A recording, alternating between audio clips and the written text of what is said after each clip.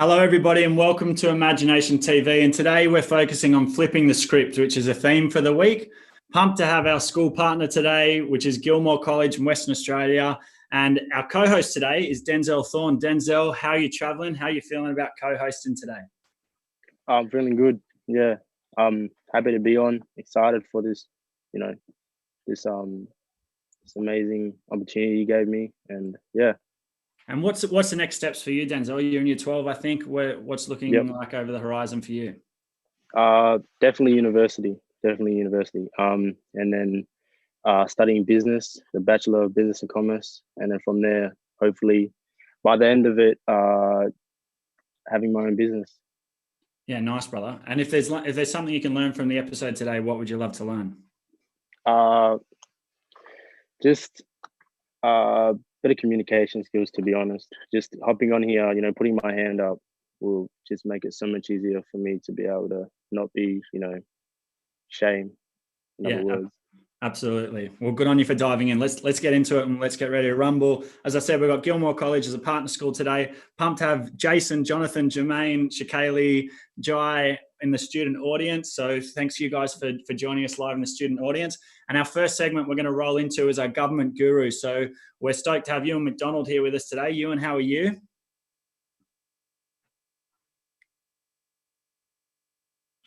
Good, Jack. Sorry about that delay. I was on mute. Don't be sorry at all. Silence is powerful, and I thought it was dramatic. I liked how you built the anticipation, and we're pumped to hear from you and learn about the world of how we build governments, how do we build societies, and have a think about that. So your 5 minutes on the clock has started. It's over to you, Ewan. Okay. G'day, Jack. G'day, everyone. It's great to be on here.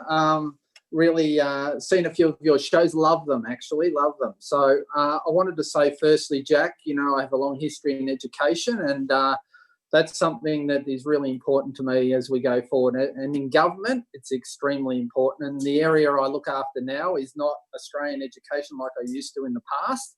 So I had a lot of opportunity to see disadvantage in Australia, and I saw a lot of the challenges. And I want to compliment you and Helen and the team at AIM for all the work you're doing over a long period of time. I think it's 15 years or so now.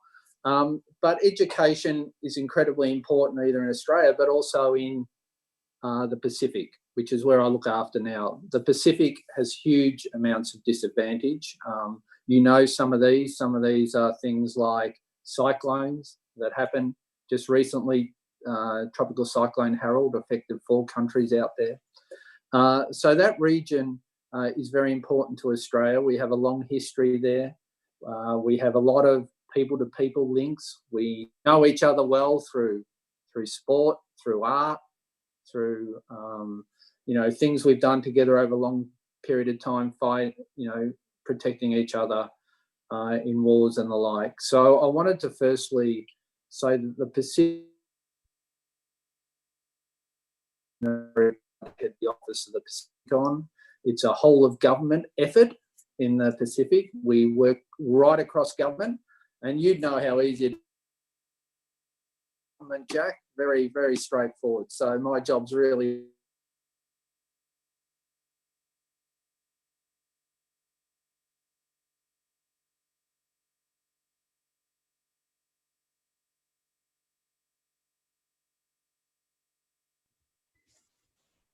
I lost the internet there for a moment with Ewan. So if we might swing back when Ewan's internet comes back in for a little bit of a catch up afterwards, but we'll jump into our 60-second challenge now with our school principal from Gilmore College. Rowan, how are you feeling? A little bit nervous, Jack. Well, that's nice. It shows you care. Nerves show you care. Let's get the clock started and we'll get going straight away. So what is your greatest fear? Not being able to preempt situations. On what occasion do you lie? Never. What about you is most often overlooked? My artistic side. When and where were you happiest? In this job right now. If you could change one thing about yourself, what would it be? I would be a better singer. What quality do you most like in puppets? If they're made from socks. What is your most treasured possession? My bass guitar. Where would you most like to live? Where I live right now. What's your current state of mind? Happy, content. What is your greatest extravagance? Ending sentences with the word but. Perfect. You've done it. 60 seconds. Bingo. Thanks, Rowan, for joining us, and thanks for working with us. And it's so great to work with leaders and principals that see imagination as being important and that want to work directly with kids day in, day out to see things change for all different students. So thanks for being a part of this. My pleasure, Jack. Thanks for having me on. Oh, good. Catch you soon. All right, and our episode partner today taking on the 60-second challenge is Documentaries Australia. We've got Diego here with us. Diego, how are you? Good. Thank you very much for having us, Jack. I love the work you guys do. So excited to jump in. Well, let's keep moving because we've got to keep this fast pace. Okay, the timer is starting now. Let's go. What do you consider your most overrated virtue? I think my ability to run. A lot of people overrate that too much. What is your favorite occupation? The one that I'm doing right now is sharing stories. What is your most marked characteristic? My most marked characteristic? I would have to say my laughter, probably. What do you most value in your friends? Honesty. Who are your favorite writers? Right now, Gabriel Garcia Marquez, famous Mexican writer, and Johanna Hari. Who is your hero of fiction?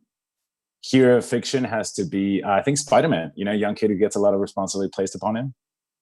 How would you like to die? I would like to die happily at home with loved ones around me, I think. What is your motto? Don't give up until you know it's over. What are your favorite names? Favorite names? Enrique has always been a favorite name of mine for guys, and Isabella for girls. You did it, man. Thank you very much, guys. Thank you very much. Thanks for joining us, and pumped to share this opportunity of the film that we're making together with everybody co-written and with all these creators with you guys, and to spread it out there so writers and creators can come together during these times and we can try and imagine something really special. So thanks for being a part of this and helping spread the word and bringing us all together. Absolutely. Thank you guys for all the work you do. All good. We'll catch you soon. Let's keep moving. This is pumping this episode. All right, this hoodie pays rent. Let's check it out. Everybody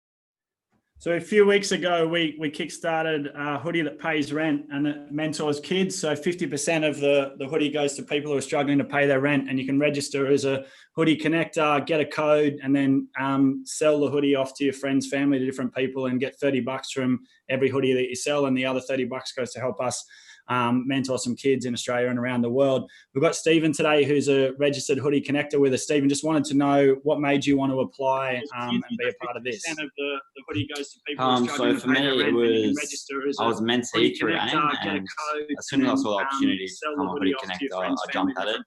I know how much each sale will make a difference to students. And basically, I was just happy to be on board with that. We've got Stephen today, who's a registered hoodie connector with us. Stephen, just wanted to know what made you want to apply. Double check our audio is going a bit wacko. I was mentee through AIM, and as soon as I saw the opportunity to become a hoodie connector, I jumped at it. I know how much. Anyone watching the live stream right now, this is definitely a moment of inception where we have 17 audio things going on. I don't know why. Stephen will be with you in a moment. You might have to mute somebody on the call. All right. Stephen, maybe the YouTube live stream might be playing somewhere in your world at the same time. Let's test that. If that is, do you want to turn it off? No, let's try again. Do you want to say hello? All right, there we go. Oh, that is heaps better. All right, let's just ask the question just quickly. Why do you want to be a hoodie connector? Yeah, tell us a little bit about what drew you to it. So for me, I was a mentee through AIM, and I loved the experience. So as soon as I saw this hoodie pays rent pop up on my computer, I jumped at it. I know how much each sale will make a difference, and that's like 50% of the sales going towards those mentees as well as me.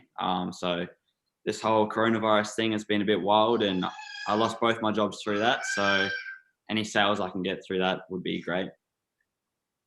Nice, cuz. Well, we'll do everything we can to support you during this time. So we've got, one of our teams going to be a lead mentor with you guys and try and bring everyone together and just work out how we get through this whole process together. So, happy to help out, and let's see what we can hustle and support you with along the way. So good on you, Stephen. Thanks for joining us. Cheers. Okay, we have a wizard. I love wizards. This is time for a wizard. Kale, how are you? I'm good, man. How are you? Oh, I'm pumped to have 180 seconds of wizardry. Over to you. Okay, so what? Oh, I don't get a timer. So how does it work? What I do, I make up stuff. Oh, there's my timer. Okay, good. I make up stuff. I work with the whole ensemble, and I have done around the world just making up theater. You guys are flipping the script, and we've kind of ditched the script entirely. And what we do is we take stuff from the audience and we make it up. You might have seen it on like Whose Line Is It Anyways, or Thank God You're Here, stuff like that. But everything that we do is based on listening to each other and building up off of what each other do, including your own brain. So I just want to start just with a real quick thing, getting everyone to take their right hand and putting your thumb up and then your finger out, and then your thumb up and finger out, and just like keep doing that. Just keep doing that for a second. Now do that with your left hand. Thumb up, finger out, thumb up, finger out, thumb up, finger out, thumb up, finger out. With your left hand now, put your thumb up. With your right hand, put your finger out. Now switch them. Easy? Hard? Easy? Hard? How is it? For some of you might be like piano players or gamers or something. You're like, I can do this. I got two fingers that I can do this really easily. But this is what communications is, man. This is like how you deal with communications. It's not just about talking, and it's not just about listening. It's about doing both of those two things at the same time. So kind of to show how we do this in comedy, I've actually conscripted Meyne to do it for us. And what I'm going to do is Mayne's going to give us a speech. He's going to give us like a presidential speech or a prime minister's speech. He's running for office, and all the students are going to put words into the chat for us, and they're going to give him words that he needs to incorporate into his speech. Meyne, are you ready to do this speech? Let's do it. Yeah, all right. So make welcome the next person for office, Meyne Wyatt. What's your campaign about, Meyne? It's about taking things and putting it on your back like a horse and cart. It's putting the people and working as strong as ox, strong as a horse, and taking this to the roof and breaking through that ceiling and bringing every single person that we can along with us to bring this branch it out like a tree, like a broccoli, and bring this magic together. And, you know, sitting here without my jacket, it's pretty cold, but I know inside and out that we can push this together and make this larger than life. So all those people that feel small as a mouse, now you can feel, whoopee, it's so great to be here, and it's so large. And, you know, all of us right now, we're feeling isolated as penguins in Antarctica. But, you know, it's a moving speech. I think you're going to get all the votes. Thank you so much. You see, all Meyne did was he used his own brain, but he listened to everything that everybody else was doing him. So he was supported by all of that. And that's everything that we do in improv, is to use each other's works. Thanks, Meyne. You made me look good by being awesome.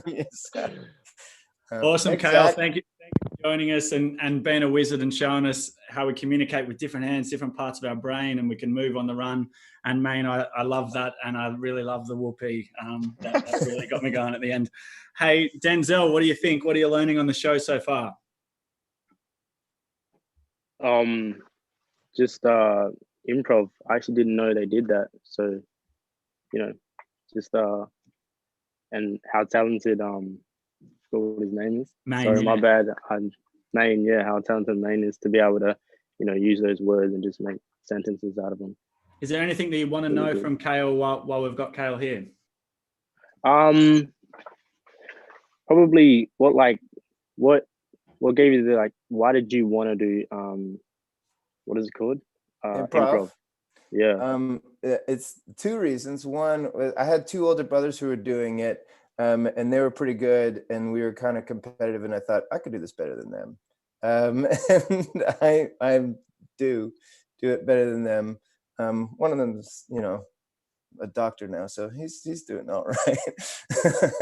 But the other reason is, once you start doing it and once you start communicating with people, it's just fun, man. It's you really start connecting with people on a crazy level of how you start thinking the exact same thing at the exact same time before, and you speak things before you even registered that you were thinking about the exact same thing at the exact same time. It's jazz, man. It's really great stuff. Yeah, that's wicked. Absolute jazz. And we're about to move into the jazziest invention project I've ever been a part of so far, which is a live Google Doc called Imagine, where we're looking to write a feature film over the next 3 to 4 weeks. And then we're going to release 500 plus filmmaker grants for people to go out and get themselves an Imagine hoodie and then create in any way, shape or form scenes through the film. And then we'll make the film together and edit it and release it in February next year. So we're about to get together with our panel, including Meyne, who you've just met, and we're going to gather on the other side of this short film and get going.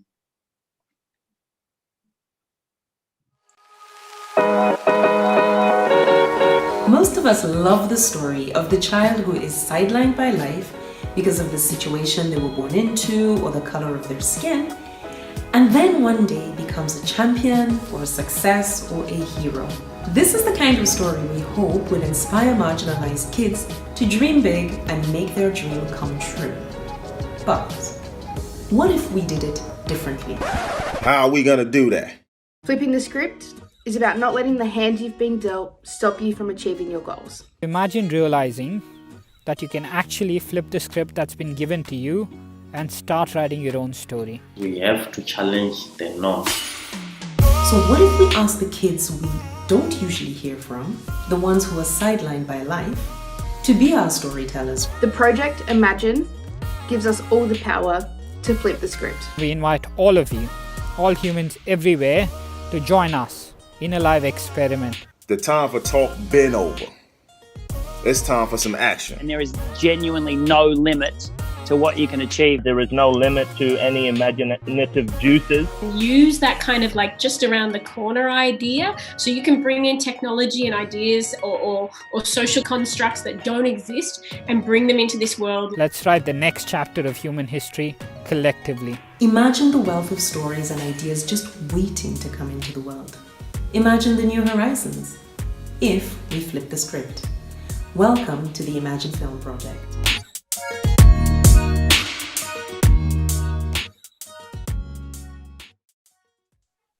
Okay, let's get ready to rumble with our designers as we focus in today on making Imagine the film. And before we get into it, Carrisa Lee, I'd love to know, what does imagination mean to you? Oh, hello, sorry. Oh, this unmuting thing is weird. Imagination.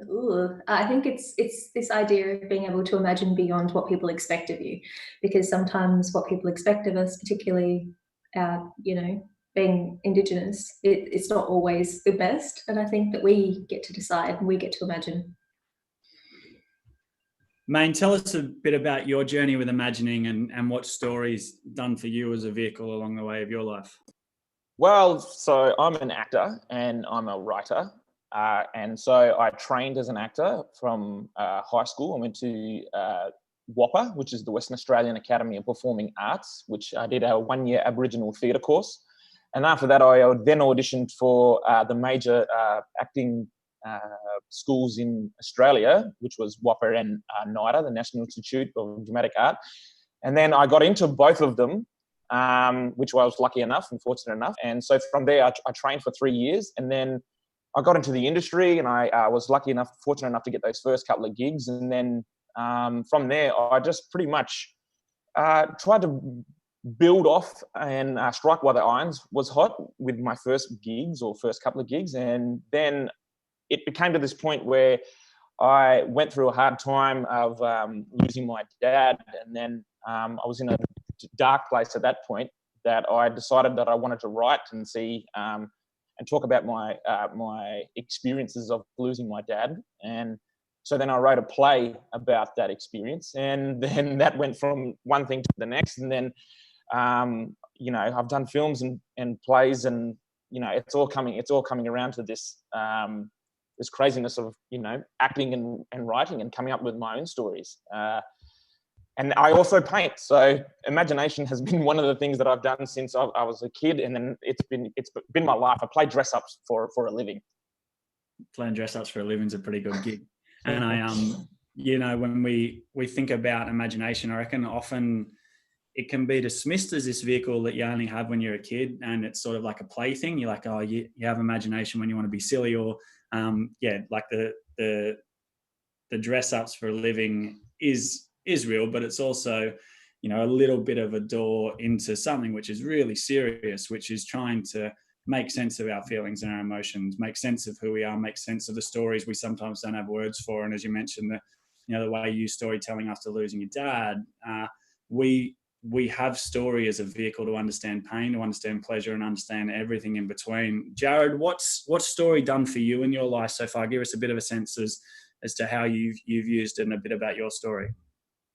Well, I've been creating stories of my own since I was a student in elementary school. And it wasn't really until I, got into college where, cause I mostly, illustrated in high school or secondary school, where I was like, well, I want to tell stories beyond just still images. And so I went into animation, and I made short films in college, and then I started working in TV. But I found the jobs I was getting in television were kind of stifling creatively, where I wasn't really able to put my imagination into the work I was doing. So for better or worse, my job ended, and I was like, I want to get back into making my own stories. And so ever since then, that's about 2016, I've been putting out a film a year of my own, and that's been giving me a lot more opportunities than just, being part of a larger machine in TV. I'd love to jump in with Denzel and say, Denzel, have you got anything that you want to ask the panel? Yeah. For both of you, because obviously both of you speak. What inspires both of you? I'll go with Jared first. Honestly, it's the interactions with people around me. I mean, a lot of my stories are singular character-based stories, but I think it's my personal interaction with the outside world that definitely inspires how I go about my storytelling. A lot of my, if not all of my films, involve characters that aren't necessarily identifiable. They're usually not human. I mean, this painting behind me here is from one of my, and it's not necessarily like visually like one can identify exactly with who they are, but emotionally, that's the part I always like to make relatable. I love that challenge is it's a great question, Denzel. Like, how do we build a bridge between the real and the unreal, Carrisa Lee? How the heck do we do that and not be laughed at, and not be dismissed as a joke? How do you make a serious bridge between what exists and what doesn't exist? I think that in a way, like Meyne mentioned his play just before City of Gold, and he used his experiences in that. Sorry to use you as an example, Meyne. But I found that was a really great, stories like that are a really great source of inspiration of how you can kind of flip the script and change the narrative and bring what is real to your story and decide how you want to use that in the world. And I think that that's the best way to do it. Working as an actor and a writer is kind of good for me because you can have both lenses like that. You can see how things fit creatively in the world as well as being able to construct them. So yeah, I think that's the best way to do it, to look at what's happened in your life and decide what you're going to do with it. It's hard and it can be really heartbreaking, but I think as long as used for something, it makes it a little easier to do, I guess. Yeah, I completely understand what you're saying there. I think the other part which I find fascinating is starting. Meyne, when you're holding a pencil and you're looking at a piece of paper, how the heck do you overcome that fear of feeling like, oh, this is going to suck, or I'm an imposter, or when I'm putting words down, I'm pretending to be like someone who's a fancy writer and now I'm being called a writer, and then how do we overcome that doubt and that inner dialogue inside of us that always says enough? Because I reckon no matter what level we get to in life, it's always there a little bit. And then how do you have the courage to write, to keep writing, and then to give that script to someone? I think there comes down to every writer, no matter who they are, they're making it up as they go along. I think no matter when you put pen to paper, when you put your fingers to the computer, you're building something that no one else has thought of. Well, in what's personal to you. So confidence is a big thing, and building yourself, and that isn't always the easiest task. But I feel like once you start, and then things come about, like personal stories or memories that you think of, and then your brain starts to imagine things that you never expected, and that's the beauty of imagination in itself. Because you start off with one idea, and you might think that you're going to go here, and then it becomes something that you never expected and more greater than you could ever think of. Let's go to a place that we may have never expected, and let's get into this film. And for the next 5 to 10 minutes, let's have a go together at doing a fast-paced writer's room. So I'm going to be your pen scribing person. I'll set the scene as to where we're at. I think we're probably pulling the doc up for the live stream for everyone watching now. So I've had a few writers that jumped on. We had some students on yesterday that took the story. And so where we're at as a broad overview is there's a 14, 15-year-old who doesn't fit in. Now there's a couple of options for us finding our way into the opening scene, but there's one way in is that they live in this unbelievably messy room, and the room's like the messiest room of all time. You can't quite get into the room. You get in when this youngster gets on the bed, a claw comes over, grabs them, and pulls them into this other world. And the other world, they're alone on a boat in an ocean, and there's 3 different paths they could make themselves to, ways to on the ocean. And that's where we've got to. There's been some suggestions around the struggle being, or the journey might be about trying to find their name. There's been some suggestions that perhaps we're getting to a quest where this person is actually a bully, and they're going to these 3 worlds where they're finding people that they've bullied along the way, and then they're flipping the script on what that might feel like for them. So before we get into maybe diving into playing with a scene, let's just build a story. Where do we want to go to? What would we like to see? It can either relate to what's there, or we can jump completely tangentially, and then at some point over the next month, we'll try and put some form into it. So we've got Imagine the film. What do you guys want to see in a film? I think it's always understanding, when it comes to bullying, especially what's going on in that bully's world. I think that's always something to look upon. I think we've all been in situations where that's happened, or we've seen it. So I'd love to see that bully's world and what's put them into that situation in the first place. Let's play in a bully's world for a little bit. What does a bully's world look like? What does what does it look like? Give me some. A lot of the time, bullies seem to be the way they are because they've had to deal with some of that kind of behaviour themselves.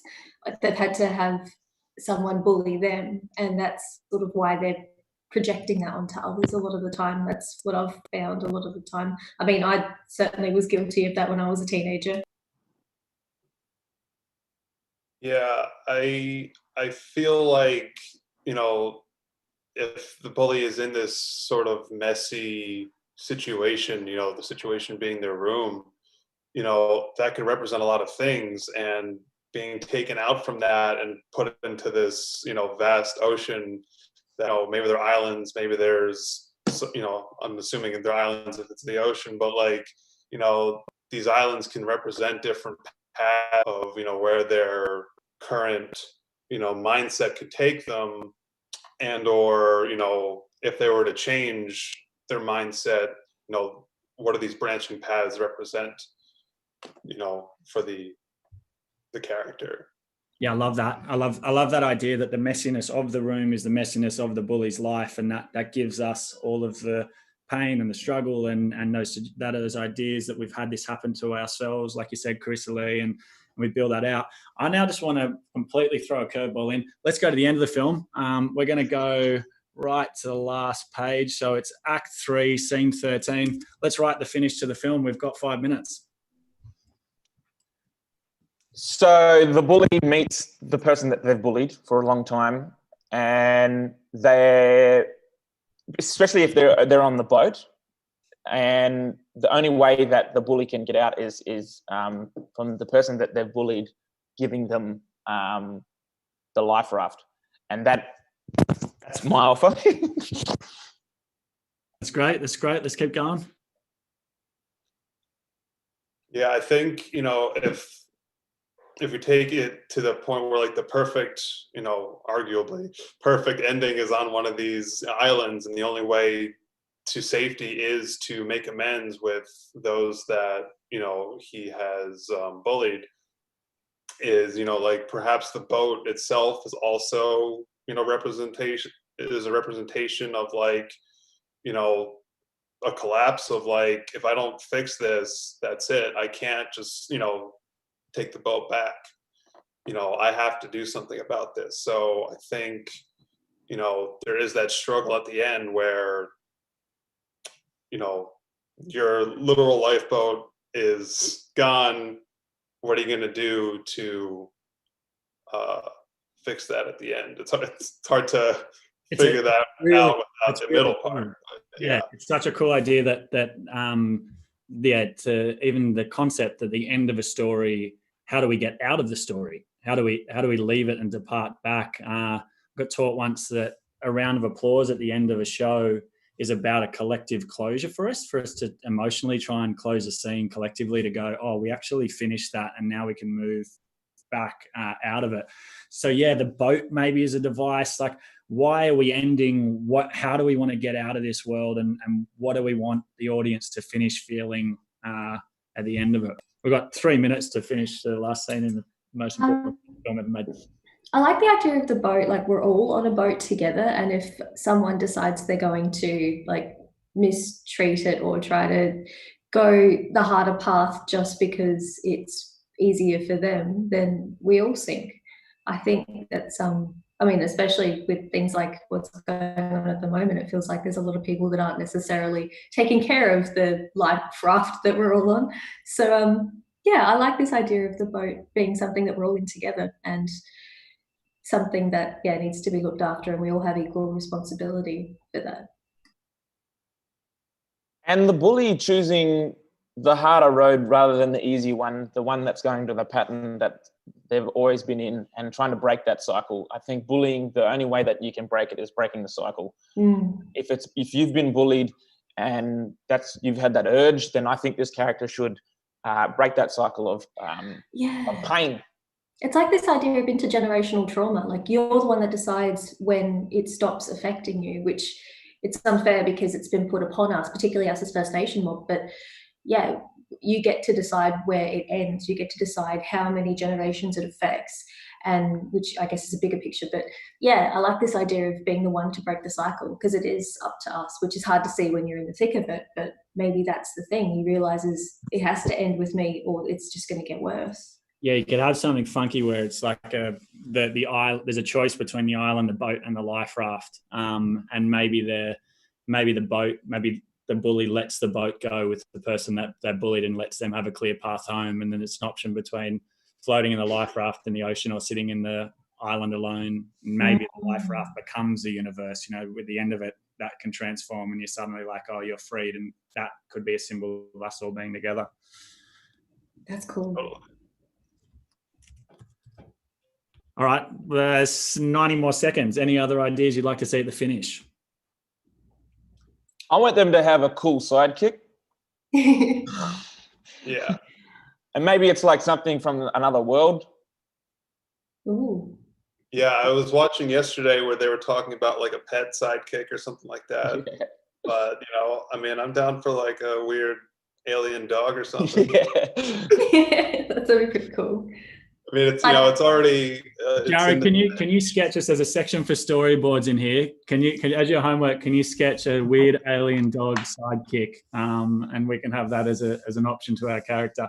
Is our character female, male, gender non-binary? Are they human? Should our character be human?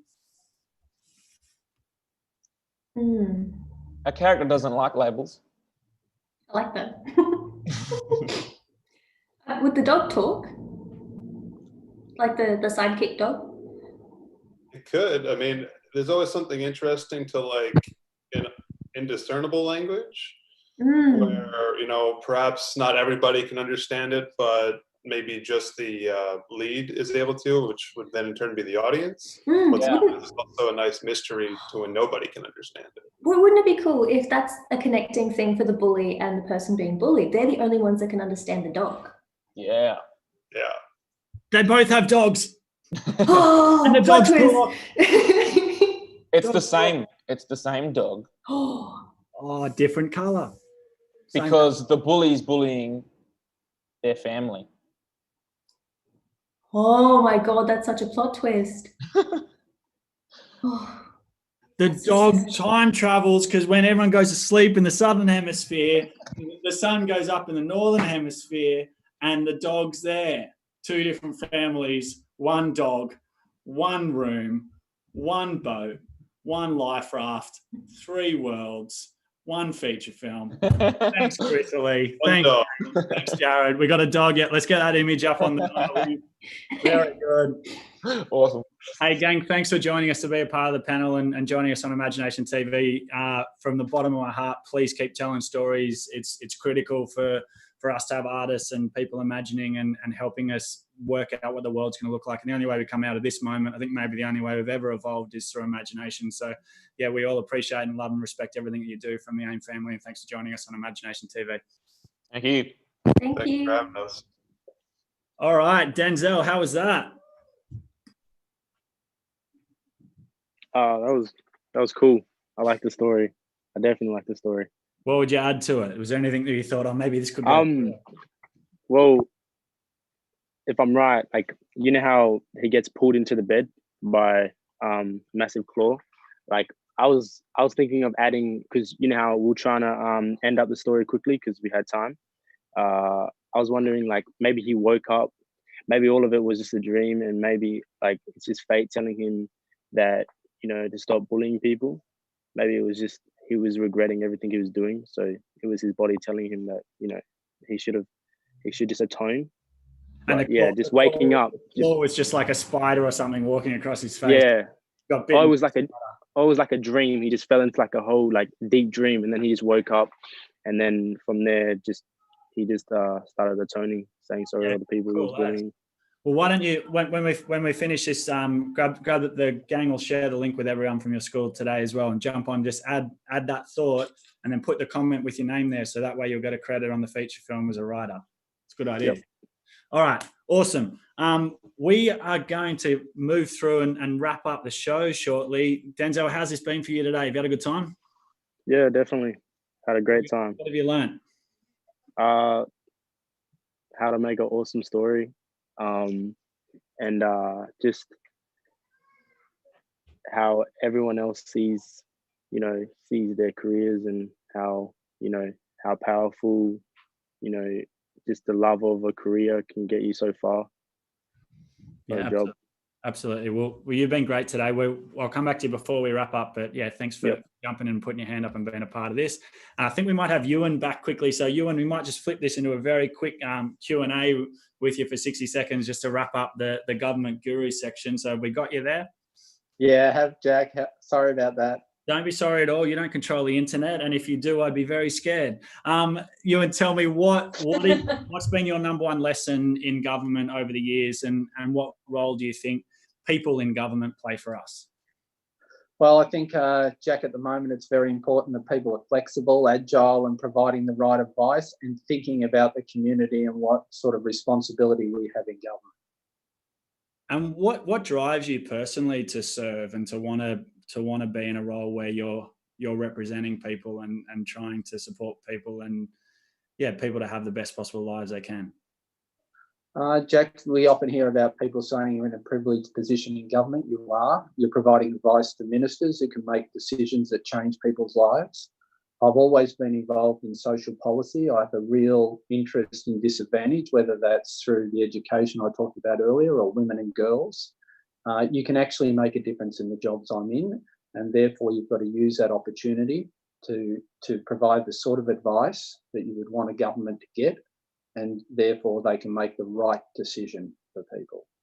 Well, thanks for working so hard over many years in serving lots and lots of people and still being inspired to do the same. It's critical for us to have people that want to serve the public like you that get out there and work day in, day out. So thanks, Ewan. My pleasure, Jack. All right, gang, we're about to wrap up the show. We're going to Hope's Design Awards. So Hope's going to jump in and give us some design awards for people who are creating a fairer world, the Future Award and the Lifetime Achievement Award, and then we'll wrap up the show.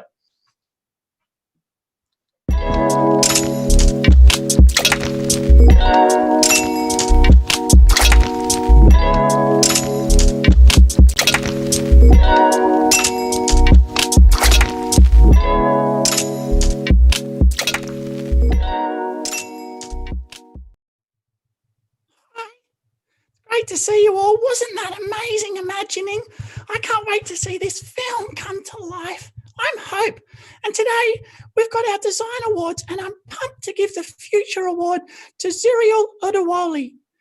Zuriel is a filmmaker and education advocate. Wow. She made her first documentary for school competition on the Ghana Revolution at just 9 years old. Whoa. And making Zuriel the youngest person ever to have a self-produced film screened at a commercial cinema. She was born in the US to Nigerian and Mauritian parents and was driven by a desire to flip the script. She's spoken at conferences and events all around the globe on education, appeared on multiple news networks and been featured by Forbes. And at just 18, with now 5 documentaries under her belt, serially showing what a youngster with a camera and a voice for change can do. Ladies and gentlemen, we are stoked to be able to give the Youngster Award, the Future Award, to Zuriel Odewale today. Yay! Yay! Oh, it's cool to see the comments coming in. Can we have Denzel back sometime? Absolutely. Denzel, you've been so good as a host. Oh, just fantastic. Oh, my gosh. And, oh, my gosh, Lisa Toolin said, Denzel, do you think today has helped you develop your communication skills as you hoped? Double hope. That's my name. Okay, Lifetime Achievement Award, ladies and gentlemen. Here we go. The Lifetime Award goes to Jafar Panahi. Jafar is an internationally acclaimed film director, screenwriter, and film editor. He has won many awards throughout his impressive career and is a highly influential filmmaker in his home country of Iran.